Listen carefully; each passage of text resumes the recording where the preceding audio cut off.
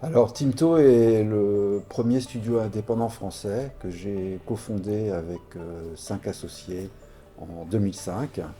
Au début, on était 5. Maintenant, on n'est pas loin de 500 dans 2 studios, un à Paris et l'autre à Bourg-les-Valences dans la Drôme. L'histoire de ce nouveau studio de la Maison Rouge à la Bastille remonte à 4 ans. Ça a pris 4 ans pour construire ce merveilleux outil qui est à la fois un hub pour les artistes et en même temps un lieu où on a mis la barre très très haut en termes de parcimonie énergétique. Alors Timto intervient en tant que producteur délégué, un producteur qui initie des projets, les produit et ensuite les exploite, et en tant que producteur exécutif, c'est-à-dire le studio qui fabrique pour des producteurs extérieurs.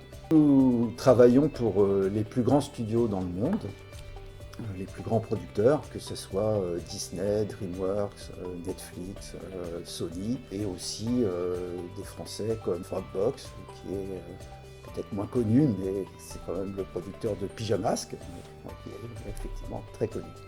Nous travaillons aussi pour les plus grandes chaînes de télé et plateformes, que ce soit en France, France Télévisions, M6, Canal+, TF1, mais aussi à l'international, Super RTL en Allemagne, Cartoon Network et Netflix.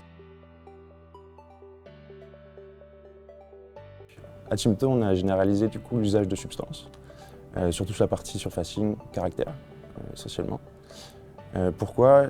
Substance a plusieurs features qui sont très intéressantes pour nous. La première, c'est la possibilité d'importer des HDR que nous on utilise pour présenter également aux clients. Et du coup, on peut travailler notre modèle dans les conditions optimales.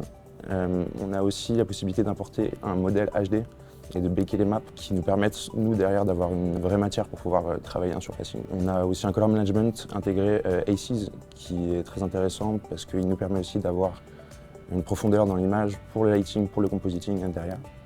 Et tout le principe de librairie, le principe de templates d'import, le template d'export, qui du coup permet de mettre d'équerre pas mal de process de travail qui font que du coup les graphistes ont beaucoup moins de questions à se poser. Et tout ça est intégré complètement en pipeline et ça nous est très utile.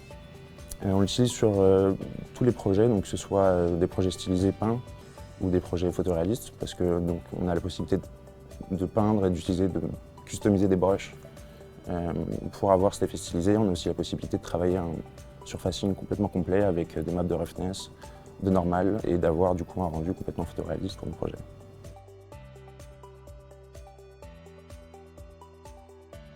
Alors comme suite de production, on utilise Overmind, qui est un développement interne qui fait de l'inférence statistique et de l'analyse de données pour faire de la prédiction.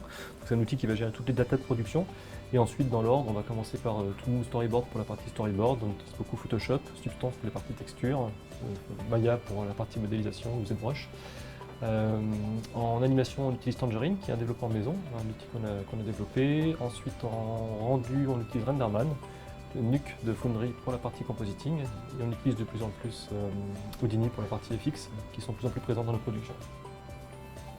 PostLogic est un partenaire historique. Depuis la création du studio, les équipes de Post nous aident, et pas seulement pour nous revendre du logiciel, mais aussi pour nous faire du conseil. C'est avec Post qu'on a designé la salle d'étalonnage du studio dans lequel on est aujourd'hui, par exemple. Adobe, c'est également un partenaire historique.